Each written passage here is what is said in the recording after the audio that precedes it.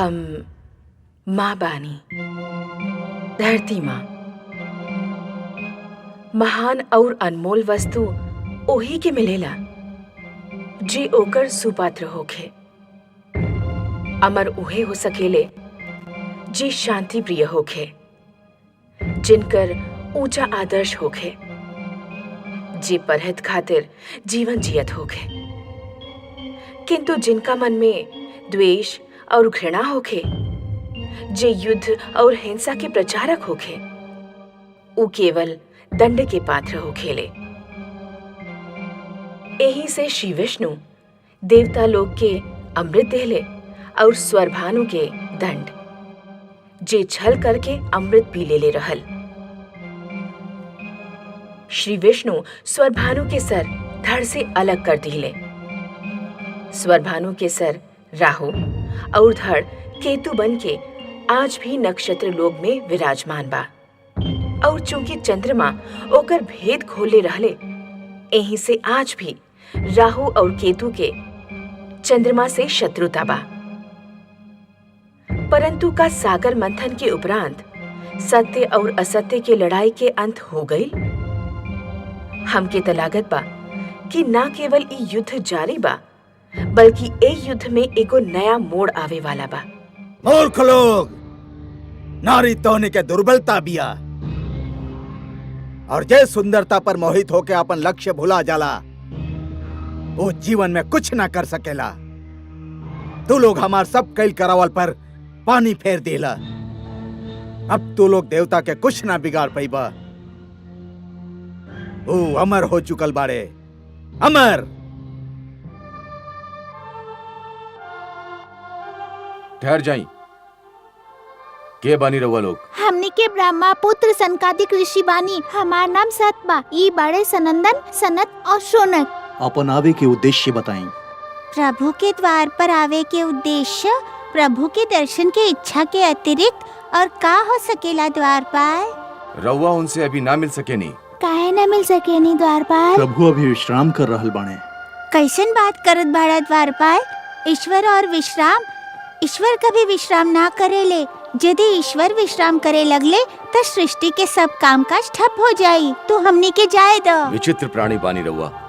एक बार रहुआ से कह देनी कि रहुआ अभी उनसे ना मिल सके नहीं, तो रहुआ लौट काहे नहीं की जात? हे द्वारपाल, हमनी के तो से विनती करत बानी। हमनी के अपन लक्ष्मी नारायण के दर्शन खातिर भीतर जाए दा।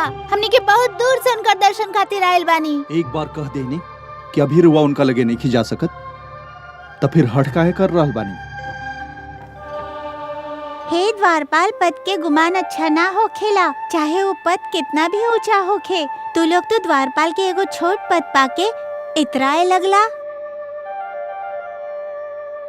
तू लोग अपन अभिमान में आके हमनी के राह रोकला। हमनी के अपन प्रभु से मिले ना देहला। तू लोग के एकर दंड अवश्य मिली। हमनी तो के श्राप देतानी। जा, तू दोनों राक्षस बन जा।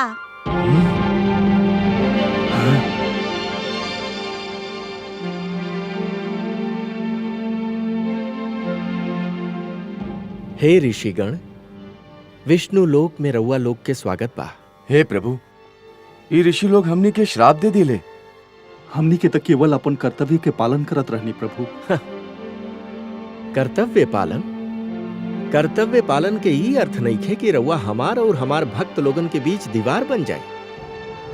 रउआ दोनों से घोर अपराध भइल बा और ये अपराध के दंड त मिलही के रहल। हे जय, हे विजय, जौन प्रकार वृक्ष और ओकर जड़ के नाता केहू न तोड़ सकेला, वही प्रकार हमार और हमार दर्शनाभिलाषी के बीच केहू न आ सकेला। हमार दर्शनार्थी हमार संपत्ति बाड़े जय, और स्वयं हम उनकर संपत्ति बानी। हम दोनों के एक दूजा पर समान अधिकार बा। जब भी केहू ईश्वर और भक्त के बीच आवे के प्रयास करी, उ कोनो न कोनो रूप में अवश्य दंड पाई।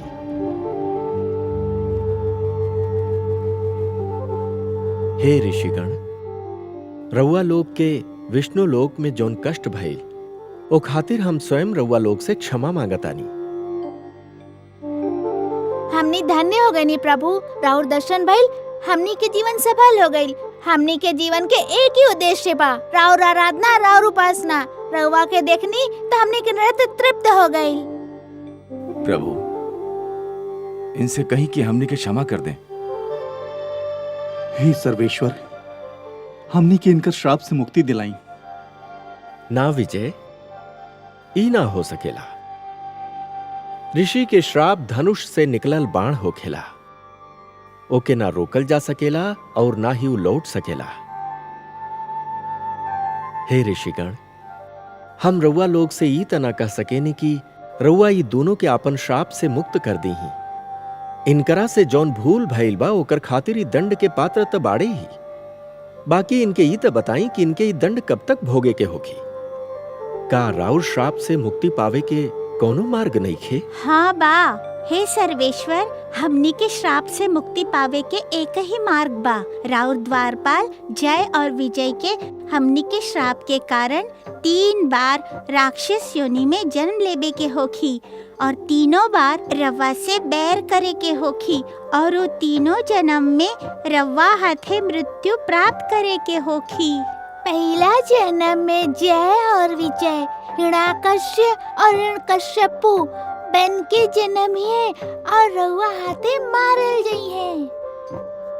जय और विजय कुंभकर्ण और रावण के रूप में आई हैं और राउर राम अवतार द्वारा मृत्यु लोक में भेजल गई हैं। तीसरा जन्म में ये दोनों कंस और शिशुपाल बन के आई हैं और श्री कृष्ण के हाथे मरी है। बस एक उपरांत ई लोग के मुक्ति हो जाई। हे सर्वेश्वर, राउर जय होखे, जय होखे। हे त्रिलोकीनाथ, रउआ के कोटि कोटि प्रणाम। हे ऋषिगण, रउआ लोग के श्राप हमने के सर माथा पर। हमनी के राउर श्राप सर झुका के स्वीकार करत बानी और मुक्ति के मार्ग के खोज में निकलत बानी।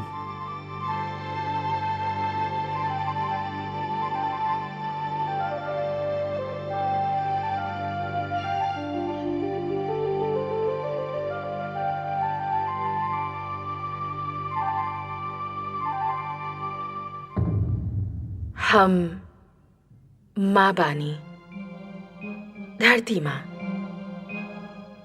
सनकादिक ऋषि के श्राप जय और विजय के विष्णु लोक छोड़े पर विवश कर देहलस।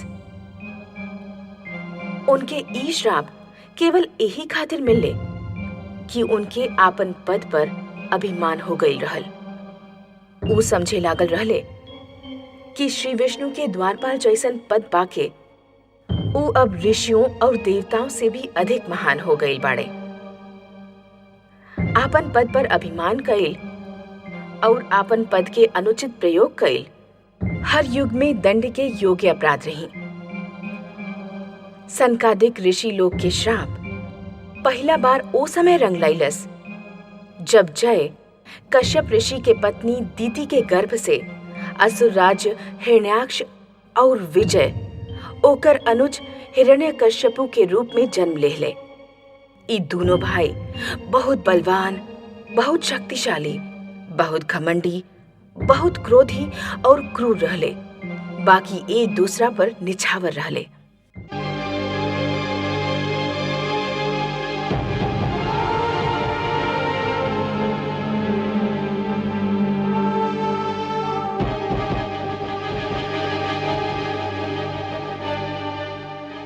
सावधान!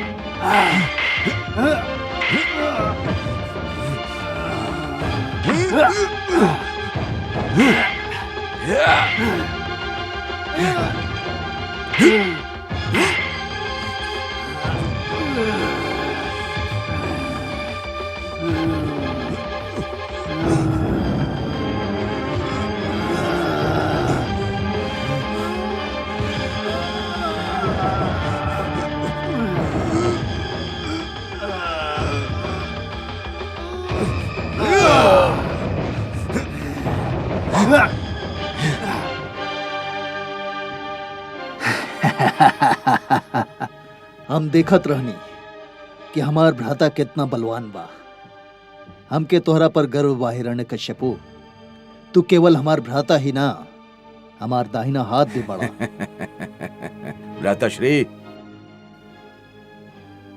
हम जौन भी बानी रउवे कारण पानी। हमार मन में रउआ खातिर आदर ही आदर, स्नेह ही स्नेह बा। भ्राताश्री, हम दोनों मिलके तीनों लोग के जीत सके नहीं। तू कहत बाड़ा तो हम तोहके तीनों लोग जीत के दिखा दे हिरण्यकश्यपु।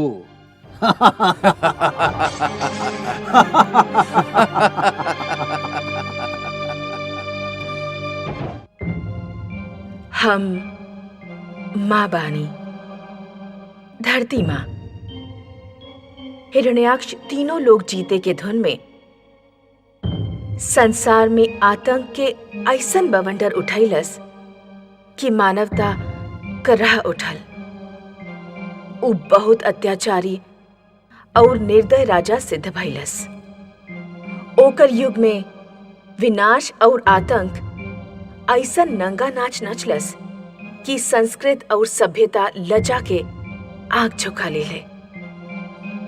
ओ जीवन के हर मधुरता के, हर सुंदरता के ऐसन निर्दयता से कुचलस कि हम घबरा गई नहीं। चारों ओर आग ही आग, रक्त ही रक्त दिखाई देत रहल। ओ निर्दय हमार ओर बढ़लस। हमार तब प्राण सूख गईल। शायद हर सत्ता के लोभी के भांति उस सबसे पहले हमके प्राप्त करे के चाहत रहल। हम ओकर भय से भगनी, बाकी उ हमके पकड़ लेलस। उ हमार अपहरण कैलस। हमके हमार इच्छा के विरुद्ध पाताल में ले गईलस। कौनो राह ना देख के हम दुखियारी आपन स्वामी, आपन नाथ श्री विष्णु के स्तुति कईनी, उनके रो के पुकारनी। और विष्णु तो हर दुखियारा मन के करुण पुकार सुने ले। हमार पुकार सुन ले। वो समझ गई ले कि यदि हमके कुछ हो गई तब मानव बेघर हो जाए, मानवता के मंदिर गिर जाए। तो वो अइले, वहां भी अइले जहां केवल कीचड़ रहले, गंदगी रहले। ऐसन जगह पर आवे और हमके बचावे खातिर उ वाराह जैसन रूप लेहला भी स्वीकार कर लेहले।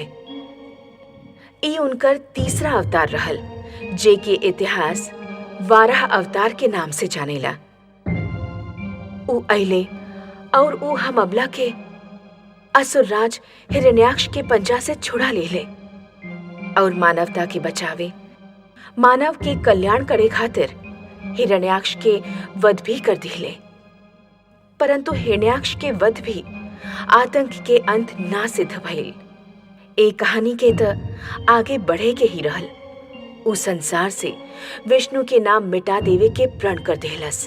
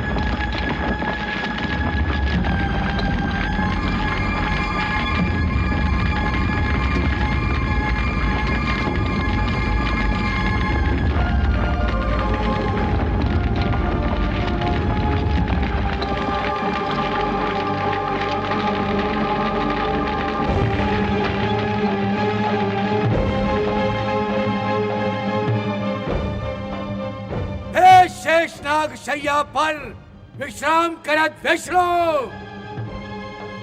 स्वयं के जीवन और मृत्यु के स्वामी समझने वाला विष्णु, सावधान सावधान हो जा। तो के हमार भ्राता श्री हिरण्याक्ष के रक्त के एक एक बूंद के मूल्य चुकावे के होगी। तू जौन घाव उनका शरीर पर लगौले रहला, उनका शरीर के ही ना, हमार आत्मा के भी छलनी छलनी कर देले बा। जब तक हम तो से प्रतिशोध न ले, हम चैन के श्वास न लेवे। अब हमार जीवन के एक ही उद्देश्य बा, प्रतिशोध, प्रतिशोध, केवल प्रतिशोध। यदि तुम्हें साहस बा तो हमार चुनौती स्वीकार कर ला तू। पुत्र, कैसे प्रतिशोध लेवे के बात कर रहा बड़ा हिरण्यकश्यपु? ओही विष्णु से जे हमार भ्राता के निर्दयता से मार डलस माते।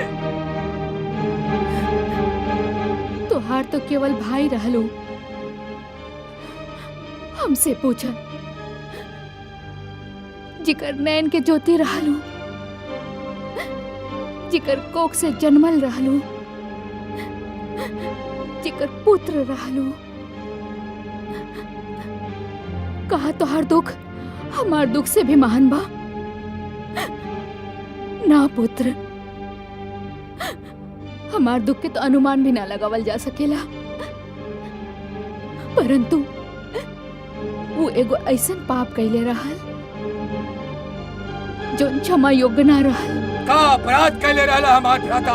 वो धरती के अपहरण कैले रहल, एगो नारी के अपहरण, और एगो नारी के अपहरण अक्षम्य अपराध बा पुत्र। अपहरण कोनो अपराध नहीं खे माते। अपहरण ता हमने के असुर संस्कृति के एगो अंश बा। जौन संस्कृति के आधार अपहरण होके, जौन संस्कृति के अंश अपहरण होके, उस संस्कृति कभी पनप ना सकेले पुत्र। ओकर विनाश निश्चित बा। अपहरण समाज के सबसे बड़ा अपराध बा, पाप बा। माते, शक्ति बा हमनी के लगे, साहस बा हमनी के लगे। जौन वस्तु हमनी के सुहाले, हमनी के ओके छीन लेनी। जेकर भुजा में शक्ति बा, ओकर उत्तरदायित्व भी उतना ही होखेला पुत्र। वो नारी के रक्षा करेले, ओकर अपहरण ना माते। हमार शक्ति पर कोनो भी उत्तरदायित्व अंकुश ना लगा सकेला। जे भी हमार महानता के समक्ष सर ना झुकाई, हम ओके कुचल देव।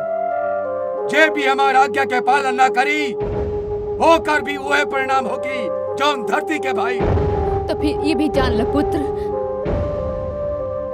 कि जे ऐसा अत्याचार करी, ओकर परिणाम भी उहे होखी जौन पुत्र हिरण्याक्ष के भइल। तू विष्णु के शक्ति के नइखा जानत पुत्र। और विष्णु हमार शक्ति के नैखन जानत माते। परंतु जौन दिन हम होके ओकर शेष सैया से नीचे घसीट ले, ओकर सिंहासन के डावाडोल कर दे। वो अभिमानी से होकर सारा शक्ति और देवता लोक से उनका प्रताप छीन ले। ओ दिन माते, ओ दिन वो हमार शक्ति जान ली ही, भली भांति जान ली ही। ऐसन मत कहा पुत्र, ऐसन मत कहा।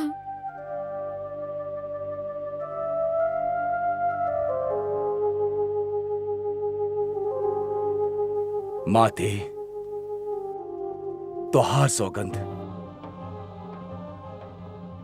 हम इस सृष्टि से विष्णु के नाम मिटा दे।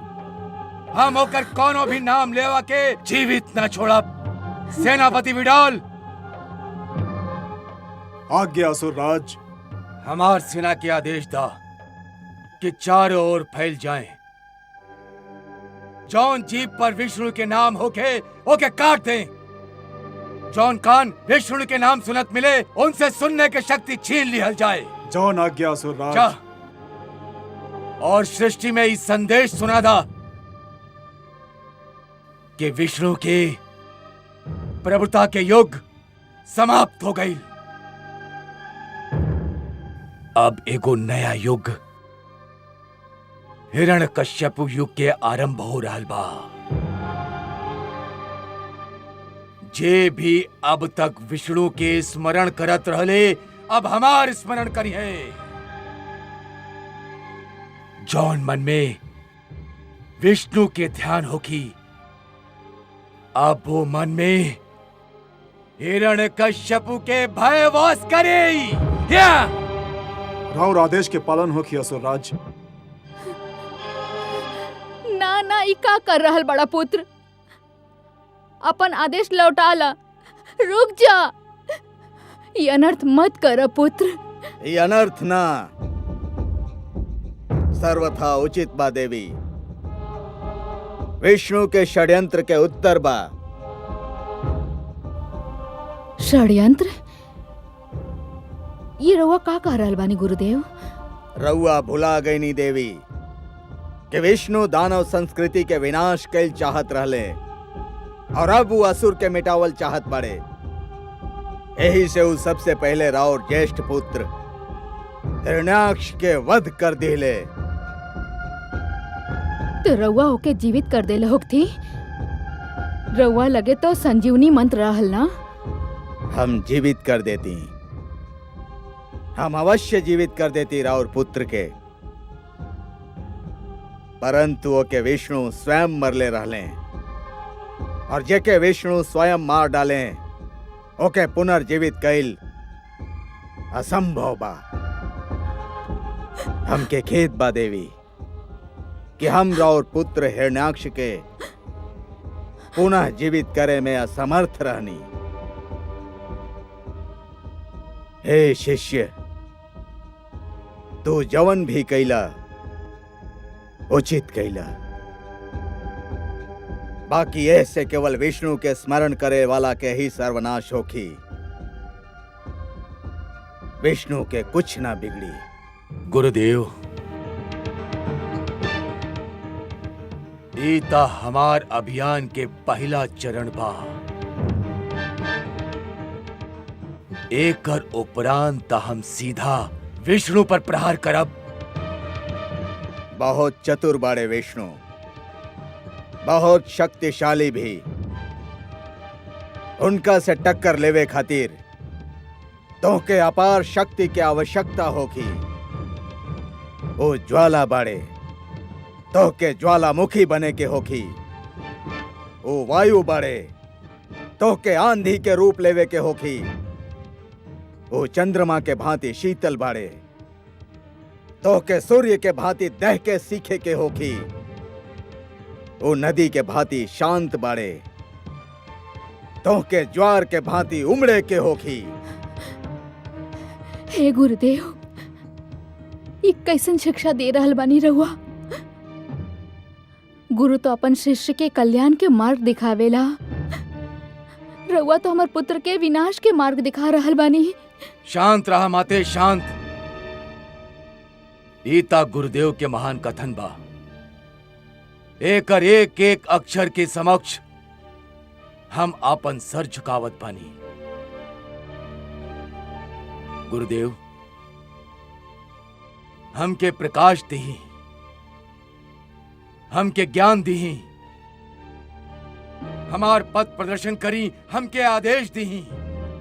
तोहके ऐसन शक्ति प्राप्त करे के होखी शिष्य जेकरा केहू परास्त ना कर सके, स्वयं विष्णु भी ना। हम ऐसन शक्ति प्राप्त कर ले रहनी, परंतु विष्णु छल से ओकर महत्ता घटा दिले। ओ देवता लोग के अमृत पिला के अमर बना दिले। अब हमार शक्ति से भी महान शक्ति तोहके प्राप्त करे के होखी। ओह ओ शक्ति के प्राप्त करे खातिर हमके का करे के होके गुरुदेव? तो के तप करे के होके शिष्य।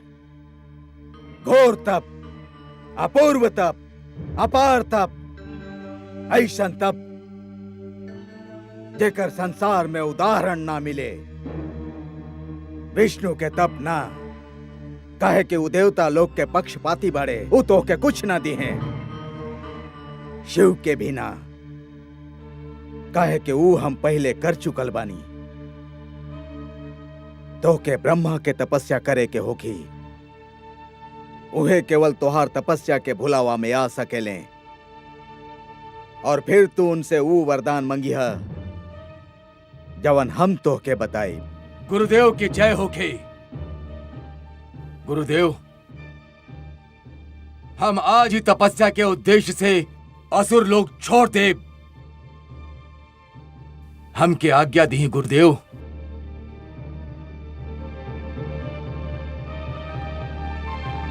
प्रणाम माते।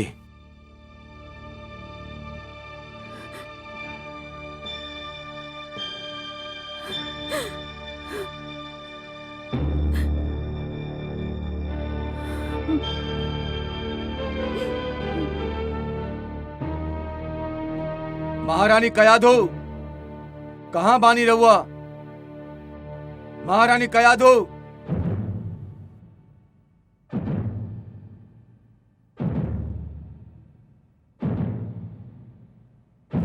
महारानी कयाधो।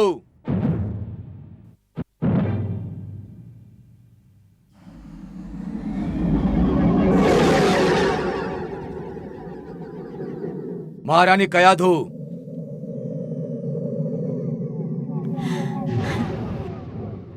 ए समय हम जान मंगती हमके मिल जाइत। राउर ही प्रतीक्षा करत रहनी स्वामी। हमके रवा के एगो शुभ समाचार देवे के रहल। समाचार तो हमके भी देवे के बा, बाकी हमके भय बा। ई समाचार रउआ खातिर शुभ ना होगी। का समाचार लाइल बानी रउआ? शिष्टाचार के मांग बा की शुभ समाचार पहले सुनी। पहले रउआ कही का समाचार बा रउआ लगे? रउआ पिता बने वाला बानी।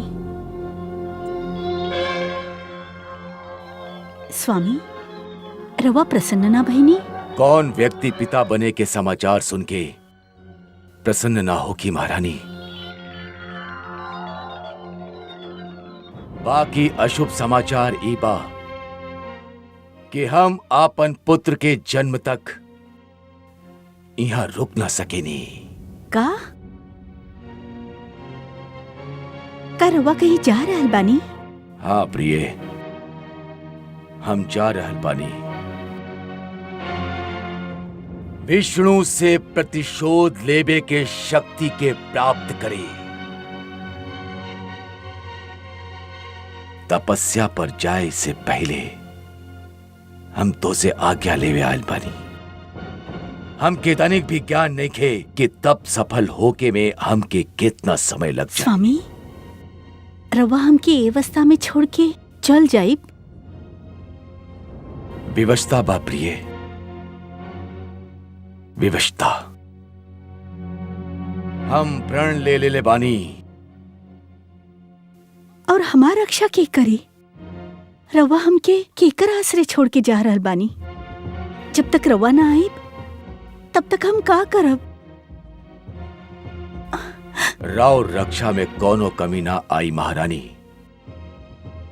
सेनापति विडाल। आज्ञा असुरराज। हम गुरुदेव के आदेशानुसार तप करे के उद्देश्य से असुर लोग छोड़ के जा रहल बानी। महारानी कयाधु के रक्षा के उत्तरदायित्व हम तो के सौंपत बानी। काहे कि असुर लोक में हमार उपरांत सबसे बलवान और शक्तिशाली तू बाड़ा विडाल। हमार लौट के आवे तक तू इनकर रक्षा करबा। किंतु ई जान ला विडाल कि यदि तू कोनो चूक कैला तू हमार दंड से बच ना पाइबा। यदि हम महारानी कयाधु के रक्षा कैले में असफल रहनी तो रउआ हमके दंड देवे खातिर जीवित है ना पाई। जब तक हमारे शरीर में एक भी सांस और रक्त के एक भी बूंद शेष बा, हम महारानी कायाधु के रक्षा के वचन देतानी। बिडाल, हम के तो से यह आशा रहल। हमार दोसर आदेश के का भइल? सैनिक चारों ओर फैला देहल गइल बाड़न। विष्णु के विरुद्ध अभियान आरंभ हो चुकल बा। राउर जय होखे असुर राज।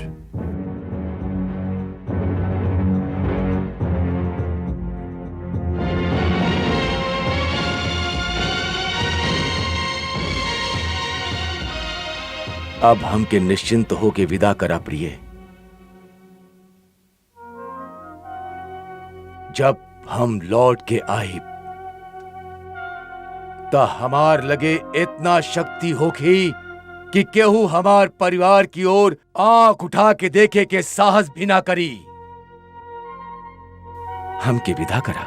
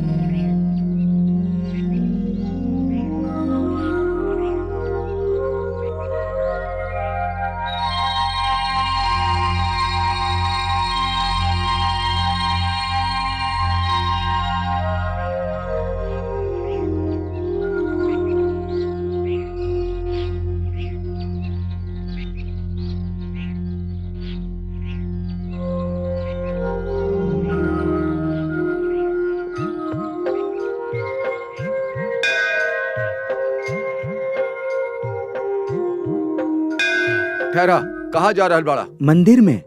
काहे जा रहल मंदिर में? अपन विष्णु भगवान के पूजा करे, जौन हम नित दिन करे नी। कल भी कैले रहनी, आज भी करब। कल कैले रहला, आज न करबा। कल तोहार खातिर विष्णु के पूजा अंतिम दिन रहल। काहे? ई कैसन अनोखा बात कर रहल बाड़ा तू? हम ठीक कर रहल बानी। असुरराज हिरण्यकश्यपु के आदेश बा कि केहू विष्णु भगवान के नाम ना ली, केहू उनकर पूजा ना करी, केहू उनकर स्मरण भी ना करी। हम त लेब उनकर नाम, उहे हमारे ईश्वर बाड़े।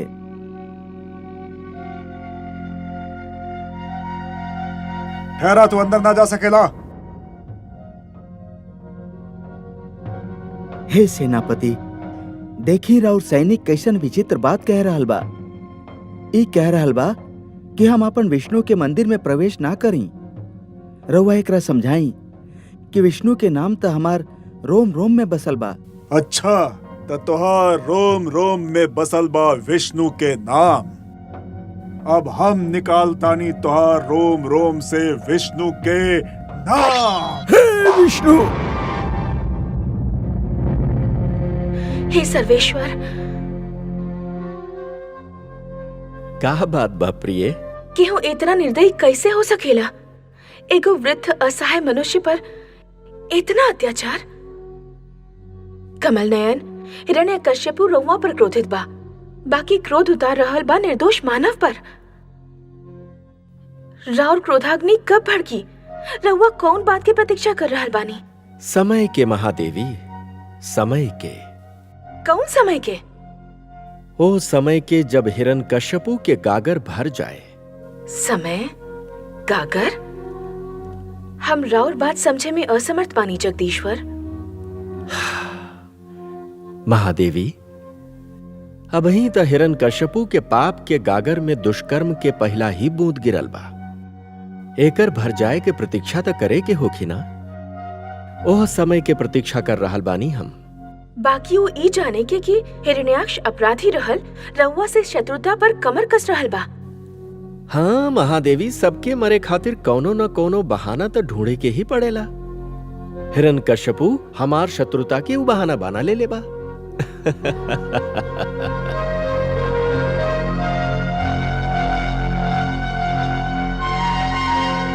हे देवगण, हिरण्यकश्यपु श्री विष्णु के विरुद्ध अभियान आरंभ कर देले बा। हमने के चुप ना बैठे के चाहिए। परंतु देवेंद्र, हिरण्यकशिपु भला हमने के भगवान विष्णु के का बिगड़ सकीला। राय कवि पर्वत के सामने टिक ना सकेला देवराज। बाकी यदि हमनी के होखते श्री विष्णु के हिरण्यकश्यपु के दंड देवी के कष्ट स्वयं उठावे के पड़े तो हमनी खातिर लज्जा के इससे बड़ बात और का हो सकेला। सागर मंथन के समय ऊ जे हमनी के सहायता कैले वो हमनी खातिर एगो ऋण के समान बा। ईता सत्य बा देवराज। यदि वो सहायता ना कैले होखी ता अमृत के प्राप्ति असंभव हो जाई। बाकी देवराज, अब हमनी करब का? हमनी के हिरण्यकश्यपु के तपस्या भंग कर दे। तपस्या भंग? सोच ली देवराज, हमनी के पहले भी एक बार दैत्य गुरु शुक्राचार्य के तपस्या भंग करे के चले रहनी, परंतु उल्टे हमनी के ही हानि पहुंचले रहल। उनकर बात और रहल, और हिरण्यकश्यपु तो असुर बा। ये बार हमनी के कोनो भूल ना करब और श्री विष्णु के ऋण चुकावे के यह अवसर बा। ओम ब्रह्मदेवाय नमः। ओम प्रजापतये नमः। ओम ब्रह्मदेवाय नमः। ओम प्रजापतये नमः। ओम ब्रह्मदेवाय नमः। ओम प्रजापतये नमः। ओम ब्रह्मदेवाय नमः।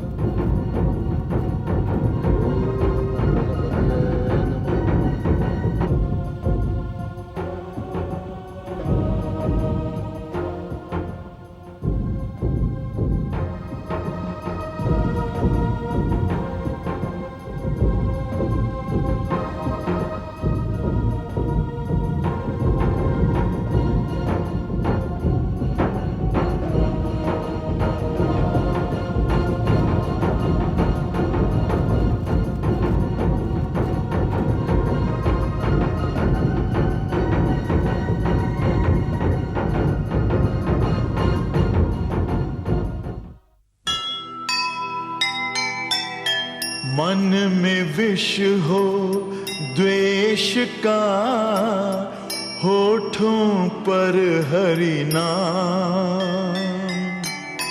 ऐसे तप का देखिए क्या होगा परिणाम। हर युग में इतिहास की रही सदा यह रीत। सत्य असत्य के युद्ध में हुई सत्य की जीत। हुई सत्य की जीत। जो सुनेगा ये पुराण पाएगा सुख और ज्ञान। पाएगा सुख और ज्ञान। कर्म को ही धर्म जान, प्रेम की तू छेड़तान। प्रेम की तू छेड़तान। बीते युग बता रहे हैं, बीते युग बता रहे हैं, सत्य पथ पे चल